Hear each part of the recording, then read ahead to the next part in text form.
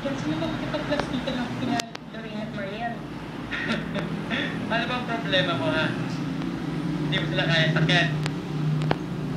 Well, kung hindi mo sila kaya sakyan, eh iwasan mo sila. Nandito naman ako eh. Friends ko rin naman sila Benji at Spanky. Please, for me. Matagal ba yan?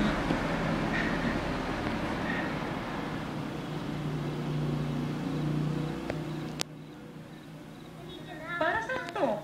Akala ko ba napasok na ito last week? Sabi niyo po, i-hold ko muna ang check eh.